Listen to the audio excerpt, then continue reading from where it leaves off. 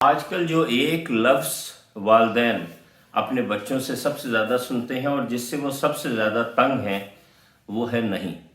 ये काम कर दो नहीं, वो काम कर दो नहीं, यहाँ चले जाओ नहीं, पढ़ लो नहीं। तो बच्चे इतना नहीं क्यों करते हैं? इसकी 3 वजूहात हैं। पहली चीज़ है फ़ियर, बच्चों के अंदर फ़ियर होता है। दूसरी चीज़ होती है सुस्ती, वो एक काम करना भी चाहते हैं लेकिन सुस्ती आड़े आ जाती है। और तीसरी चीज़ है मोटिवेशन, बच्चे उस काम के लिए मोटिवेटेड ही नहीं है।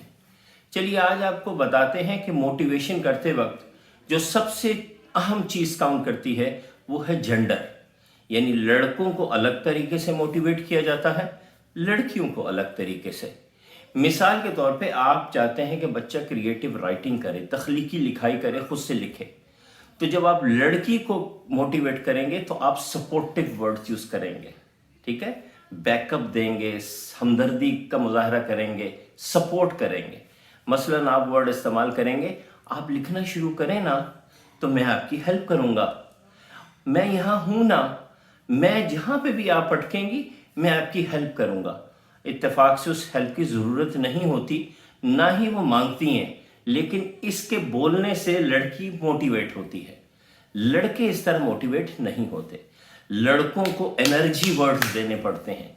मसलन आप लिखो ना यार, आप लिख सकते हैं, शाबाश, बिल्कुल कर सकते हैं, मुझे पता है आप कर सकते हैं, ज़बरदस्त लिखेंगे भाई आप। तो आपने देखा इन वर्ड्स में एनर्जी थी, उन वर्ड में सपोर्ट थी। बच्चों से जब भी आपने काम कराना हो और उनको मोटिवेट करना हो, और मोटिवेट करना बहुत ज़रूरी है, तो ये जेंडर का ख्याल ज़रूर रखिएगा। शुक्रिया।